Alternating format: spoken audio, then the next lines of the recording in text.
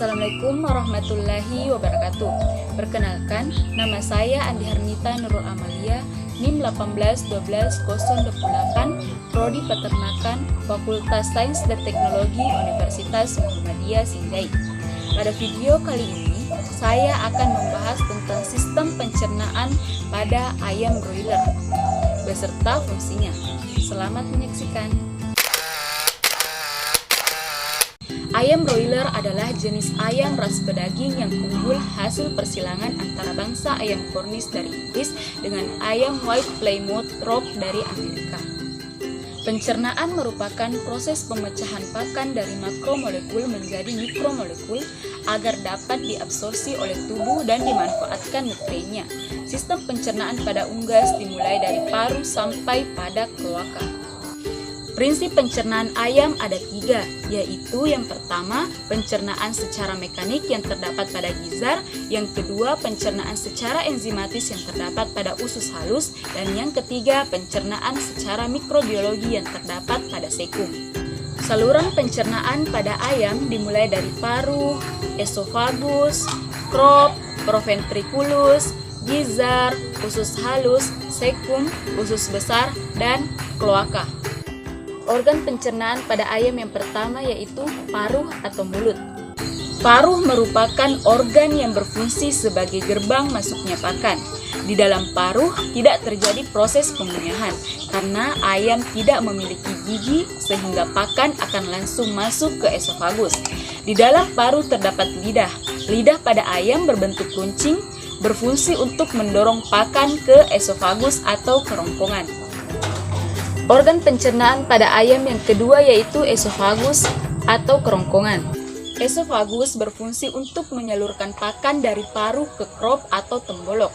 Dinding esofagus berfungsi untuk mengekskresikan lendir atau mukosa sehingga pakan lebih mudah tertelan. Selain itu, dinding pada esofagus melakukan gerakan kristaltik agar pakan lebih mudah ditelan. Selanjutnya, organ pencernaan pada ayam yang ketiga yaitu crop atau tembolok. Crop merupakan pelebaran dari esofagus yang berfungsi untuk menyimpan pakan secara sementara dan sebagai tempat pelunakan pakan sebelum masuk ke proventriculus. Kapasitas crop mencapai 250 gram. Tingkat kekenyangan ayam dapat dilihat melalui besar kecilnya crop. Selanjutnya, alat pencernaan pada ayam yang keempat yaitu proventriculus. Proventriculus merupakan lambung sejati pada ayam. Pada proventriculus terjadi sekresi pepsinogen dan HCl. HCl berfungsi untuk mengaktifkan pepsinogen menjadi pepsin dengan cara menurunkan pH. Dinding proventriculus mensekresikan asam klorida, enzim dan getah lambung yang berfungsi mencerna protein dan lemak. Alat pencernaan pada ayam yang kelima yaitu gizar atau biasa disebut ventriculus atau empedal. Di dalam gizar terdapat otot yang kuat berfungsi untuk menggiling dan melumatkan pakan yang masih keras sehingga berukuran lebih kecil dengan bantuan grit atau kerikil. Sehingga disebut juga pencernaan secara mekanik. Di dalam gizar terdapat lapisan koilin yang berfungsi untuk melindungi dan mencegah terjadinya luka pada dinding gizar. Organ pencernaan pada ayam yang keenam yaitu usus halus. Usus halus terdiri dari 3 bagian, yaitu duodenum, jejunum, dan ileum. Yang pertama yaitu duodenum atau usus 12 jari, ditandai dengan usus yang berbentuk U dan di tengahnya terdapat sebuah pankreas. Di dalam duodenum terjadi pencernaan secara enzimatis oleh enzim yang diekspresikan dari pankreas. Enzimnya yaitu enzim amilase, lipase, dan tripsin. Selanjutnya yaitu jejunum. Jejunum terletak di antara duodenum dan ileum. Di dalam jejunum terdapat fili-fili halus yang berfungsi untuk menyerap nutrien. Selanjutnya adalah ileum. Pada ileum terjadi penyerapan kembali nutrien yang belum terabsorpsi di jejunum. Perbatasan antara jejunum dan ileum ditandai dengan tonjolan kecil yang disebut dengan Meckel diverticulum. Meckel diverticulum adalah cadangan pakan DOC yang berasal dari yolk yang digunakan oleh DOC dari umur 1-3 hari.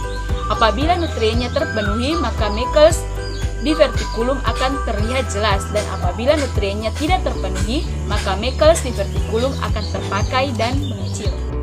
Organ pencernaan pada ayam yang ketujuh yaitu sekum atau usus buntu.